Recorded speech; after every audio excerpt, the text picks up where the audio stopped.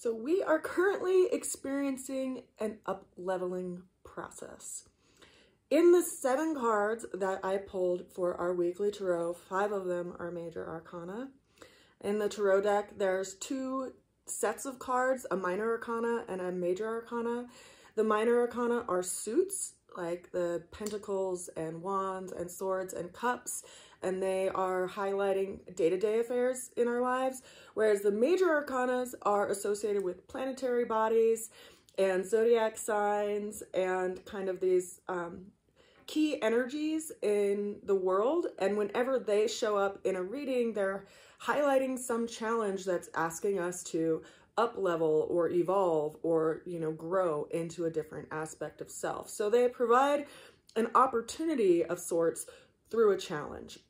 Now, if we all consider the hero's journey that is used as a tool to write many books, our lives could be seen that way, that we're given these trials in life for us to be able to see what we're actually capable of. And unless we were given those opportunities by way of trials in life, we'd actually never realize our potential. So I'd like us to keep that in mind as we go through the cards for this week, and also in light of whatever situation you're currently navigating through in your own personal life and in your own personal growth process. Now, before I jump into the cards, I want to just touch on what's going on astrologically by way of the placement of the planets. Now, you've probably noticed we are experiencing a full moon right now. The moon and the sun are in opposite positions of the sky. We also are experiencing a partial lunar eclipse energy, which started last night, and we'll be experiencing the ripple effects of that per se for the next 6 months as it develops into the time when we will have a new moon in Pisces, because we just had a full moon in Pisces. Now, let's just take a look at what's going on here, shall we? Now, we have the sun at 25 degrees of Virgo. We have Libra over here. I believe she's at 26 degrees of Libra, or Venus over here at 26 degrees of Libra. We don't have anything in Scorpio currently or Sagittarius. We have Pluto over here at 29 degrees of Capricorn, retrograde, and it will be in Capricorn at that 29th degree until the 11th of October. So we are completing something per se in the area of Capricorn in our chart, because Pluto is actually resolving his energy there. And consider that it takes Pluto around 248 years to move around the whole system. And so we won't see Pluto in the sign of Capricorn at any point in our lives ever again. Unless, of course, you get frozen and brought back to life in 250 years or 230 years roughly, because it will be in the beginning stages of Capricorn at that time. So we're in a completion process. Pluto is a planet of transformation. It's something that you can't turn back from. When we were actually discovering Pluto as a planet initially, that was also the time that we were developing nuclear warfare. So it has a tie to that energy by way of its inability to go back once it's been engaged. So we are in this transformation process of this final degree of Capricorn right now for the next month or so. Now, we don't have anything in Aquarius currently. We have 2 planets in Pisces along with the moon. Saturn is at 15 degrees of retrograde in Pisces. We have Neptune at 28 degrees retrograde in Pisces, and the moon is currently at 29 degrees of Pisces. So the moon, it was just in perfect conjunction with Saturn yesterday and is in perfect conjunction with Neptune today, which is why we see this full moon aspect, because the sun and the moon are at 180 degrees in the sky, which is why we saw the full moon setting this morning as we saw the sun rise. And we will see the full moon rising this evening as we see the sun set. Now, we also have Chiron up here in Aries. We also have the North Node in the final stages of Aries. We have Uranus up here, retrograde in Taurus at 27 degrees.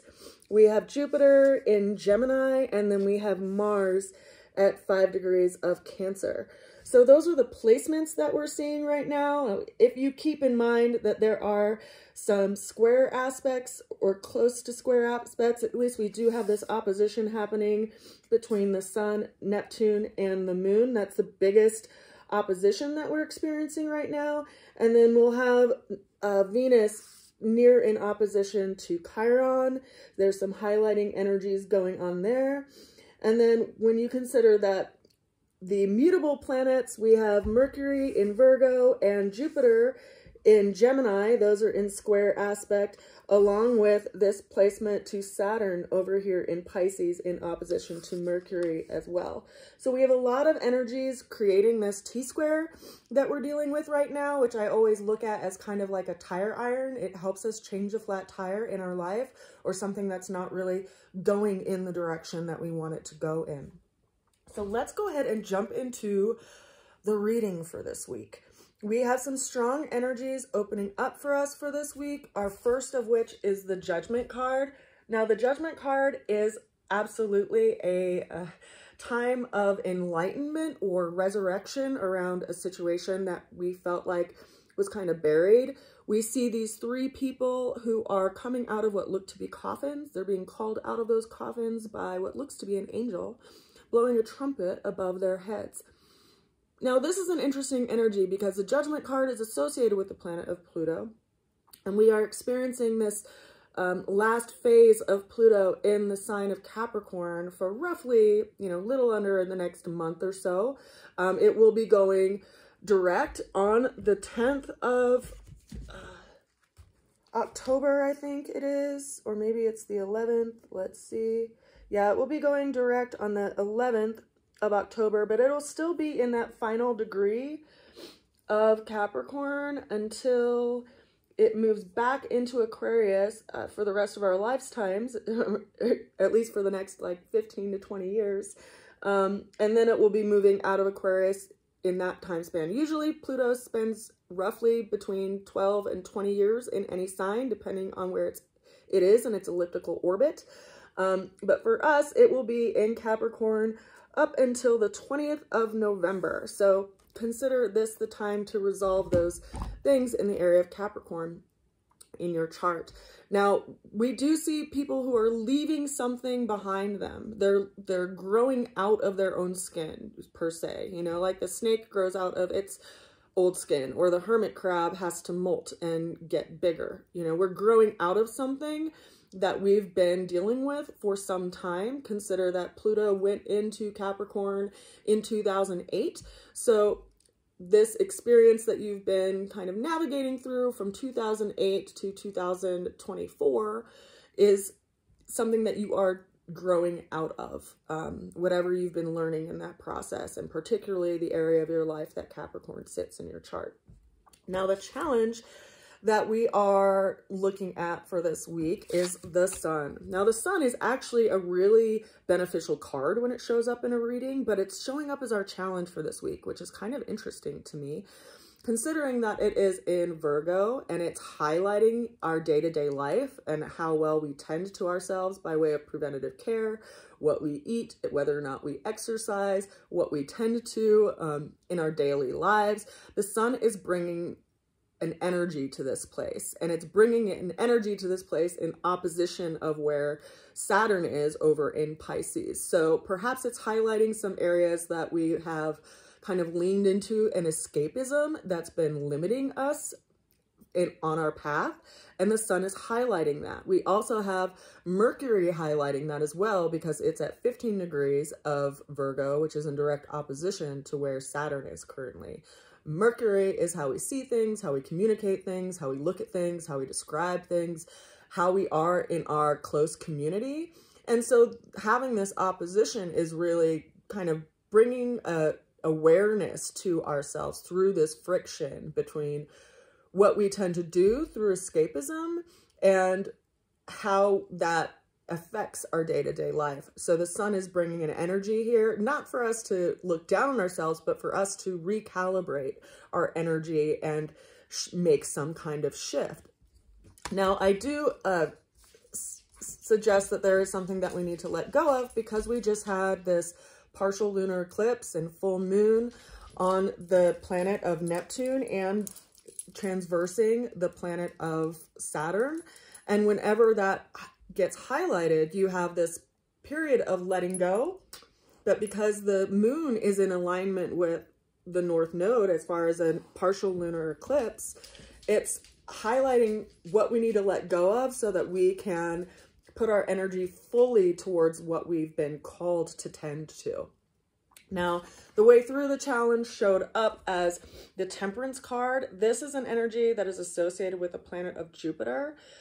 Consider that Jupiter is in the sign of Gemini right now. So Jupiter is an expansive planet. It's asking us to put energy to some idea that we want to grow. And I say idea because Gemini is governed by the planet of Mercury. And Virgo is also governed by the planet of Mercury. So there's this interesting kind of square relationship going on between how we maybe talk about or talk to ourselves about something versus how we engage with it in our day-to-day lives. There's this challenging aspect by way of square relationship, but it's supportive because we have Mercury in its rulership of house by way of Virgo, and it's supporting that energy of Jupiter over in Gemini. And we see this figure who has an idea that's getting clearer and clearer as it goes out into the world. We see that they have this one single symbol over their third eye, and then that grows into what looks like a yin-yang, then that grows into what looks like a trinity, then that grows into what looks like a stable square. And that's how numbers work. As they grow in number, they get more complex, and our ideas get more complex. And so this is really asking us to hold on to that vision that we've been inspired by to create something in the world. Now, for me, myself, that vision are books that have been like literally swirling around my noggin for a number of years. And there's been trials in life that have put hurdles in my way from being able to complete those things.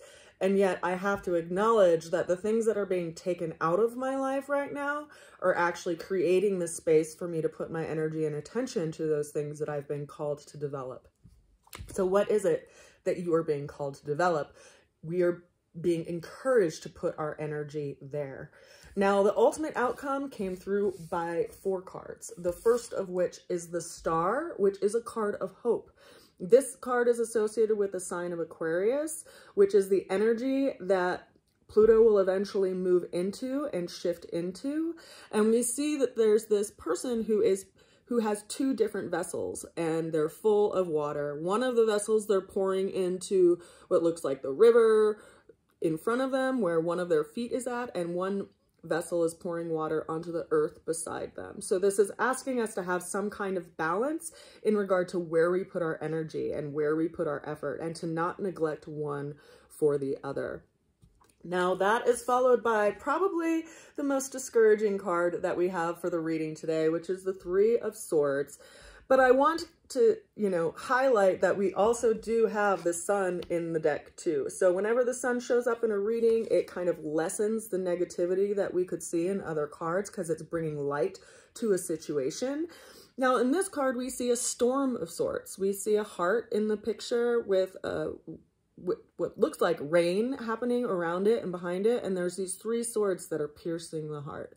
This is a card of worry and emotional concern that's being riled up by the mind. And this showing up as one of the outcome cards is reminding us that there are going to be storms in life. There are going to be times when our mind runs away with us, and it takes us down a road that can be very disabling and almost self-sabotaging. But this storm too shall pass. And if there's something that is a storm in your life right now that is causing you some kind of heartache, be conscious of how much attention you put toward it with your mind. We have these 4 tools, so to speak, and referenced in the Tarot, right? We have the Pentacle, which is our body and our belief system. We have the Cups, which is our emotional awareness, our emotional center, our emotional being, our relationship realm. We have the swords, which are our mind and referenced with air and water, air and communication and things that we think about, things that we say, our ideas and things that are going on in the realm of the mind. And then we also have wands, which is our will, our spirit, our fire within us that calls us to engage. Now, in this card, we have these highlighted two energies by way of the swords and the rain, because it has these three swords piercing the heart. But we have to remember that our four tools work better when we are using all of them rather than per se one. If we live in the realm of the mind solely, it can be quite imprisoning and cause a sense of paralysis in the body. If we live solely in the body for satiation of pleasure, then we neglect responsibilities in our mind. We may even neglect our emotional needs. If we live solely in the emotions, then we may not tend to things of the body. You know, we may just escape because we don't want to experience certain things of the body. It can happen in any of our particular tools that we can overuse one and kind of get out of balance. So when we're in true alignment, all of our tools are working together. So if you are in a space where you feel the energy of this card with this pull between the mind and the emotions, it may be useful to bring in the third thing, which is the body. You know, do some kind of physical activity to move that energy out of your system so that you don't just fixate on it. Now, I say that because our last two cards are highlighting the work that's on the table. Now, we have the Page of Pentacles, which is asking us to ascend to something higher. This is a Virgo governed or Virgo ruled card because it's a mutable earth card. Also highlighting those energies going on in Virgo right now, which is Mercury and the sun, and asking us to look at our day-to-day affairs, look at how we live our day, how we invest our time in our day, and if we are actually doing the things that are productive for us, that will actually help us to move toward that which we feel called in our heart to do. Also, are we taking care of ourselves? How are we living our day-to-day lives? Are we being practical with things? This is asking us to take a closer look at that, and also take a look at the different parts of ourselves that get triggered and engaged by the environment that we place ourselves in, and consider if those environments that we place ourselves in are actually beneficial to our well-being. Now, the ultimate outcome of this week's tarot, as far as clarification, we have our final major arcana of the reading, which is, of course, the Emperor.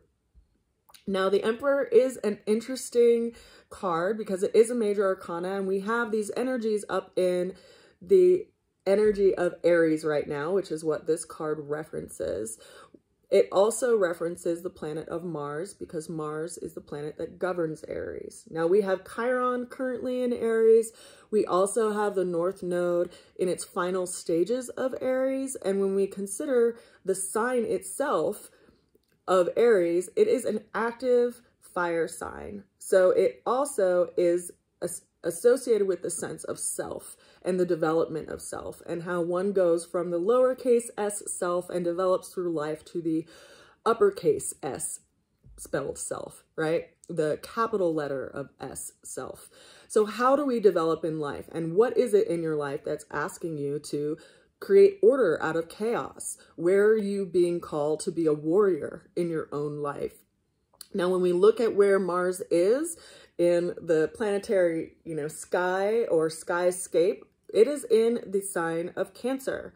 And being in the sign of Cancer, it is a active water sign. So you have this energy of Mars, the warrior, in the energy of nurturing, which isn't necessarily its favorite place to be, but it can cause change. It can cause shifts in situations. It can be a little aggressive. Wherever you have Cancer in your chart, whichever house it is in your chart, you will start to see movement, because that's what Mars does. It is very powerful in that way. In our sky, wherever it is, it's causing movement, it's engaging things, it's causing change, and it's doing so to try to create order out of the chaos that is there. So this being our clarity card, or our ultimate outcome card, you know, being the final card of our reading for this week, I think that whatever is showing up this week and over the next couple of months by way of the lunar eclipse, whatever it is that is causing kind of discomfort or disarray, it's ultimately asking us to put our attention to that in our life, which will create order out of whatever is being chaotic, and to put our energy or to place our bets there, and to rearrange our day-to-day life right now, because it is in, you know, the sign of Virgo, which is our practical affairs, our day-to-day life, our routines. That's where the sun is placing its light right now for us to examine that. And it is in a interesting relationship with the sign of Cancer, because all that information gets brought back to Aries as far as how do we want to engage differently? What do I need to tend to? What is ultimately the most important thing to do right now? And it's going to be more highlighted if you have strong Mars energy in your own personal chart or in your own personal being.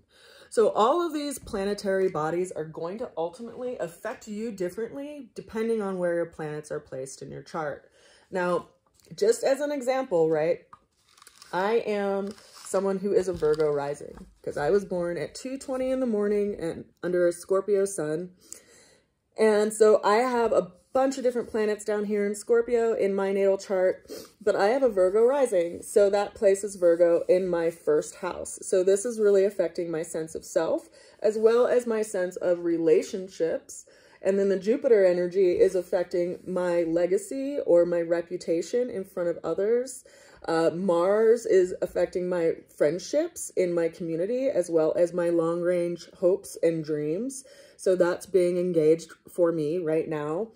And then we have Venus over here in Libra, which is in my second house, which is calling me to look at my resources and if my resources are at the level where I can really nurture and take care of myself.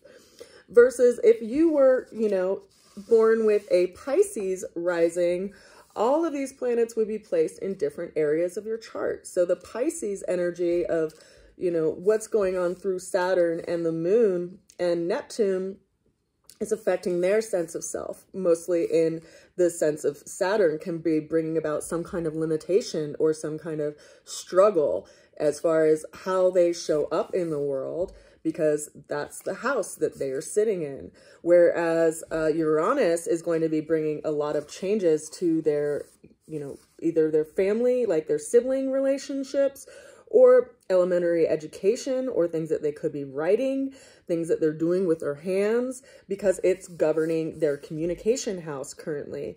Whereas Jupiter is over here in their fourth house, which is governing their physical home or their relationship with their family, or more specifically their mother and their foundation of self. Whereas Mars is going to be activating things in their fifth house. They're either their new relationships or their creative affairs or their relationships with their kids, because the fifth house governs children. And then in their situation, the Sun and Mercury is going to be highlighting their relationships and what is practical and what's working and how communications are working within their relationship. One-to-one relationship, whether it's a romantic long-term relationship or a business partnership. And their Venus is up here in their 8th house, which is, you know, investments or other people's money or money that we earn from passive income. And so they could be experiencing a glow up, so to speak, in that area of their lives based on having a Pisces rising sign. So your rising sign is ultimately what sets the dial and lets you know how the planets are going to be affecting you. I think that that can be really helpful myself, because it lets me put things in perspective and not take things so personally as far as how different relationships show up and what works and what doesn't work. It actually helps me have some perspective on what I'm being called to put my attention to if things are being taken out of my life or being transformed in my life in other ways. So I hope the astrology is useful for you, as well as the Astro Tarot readings. I have had a few people reach out to me over the last week to tell me how much they appreciate my readings and how much they've helped them kind of navigate different times of their life over the last 6 months, especially as I started offering these readings again. And I appreciate all of that feedback. It really encourages me to keep going because, you know, I too have my own trials in life, by way of, you know, housing and relationship and work and finances and all the things we all have to navigate through. So I offer these readings as a way of support. If you want more one-to-one personal support, feel free to reach out to me and we will look at your chart. We can also just do a reading, or we can just look at what's going on astrologically for you over the coming year. You can reach out to me through either my email, rootsofalchemy@gmail.com. You can also make a donation for the weekly readings through my website, rootsofalchemy.com, or also order a reading through that website as well. I will have more products on my website, in addition to my cards that I have for sale there too. I'm getting ready for Mountain Harvest Festival, which is a local festival that I've been participating in annually since about 2018, with the exception of 2020, because that was a weird year for us all. But yeah, I'm like going on like 5-6 years of being at this festival, so I'm excited to bring my art there and my lotions and skincare and wellness products, and so I will be sharing those more online with everyone as we see what's left from that festival and that sale. But I send you a good wish, I send you a lot of love, and I will see you again soon. Bye for now.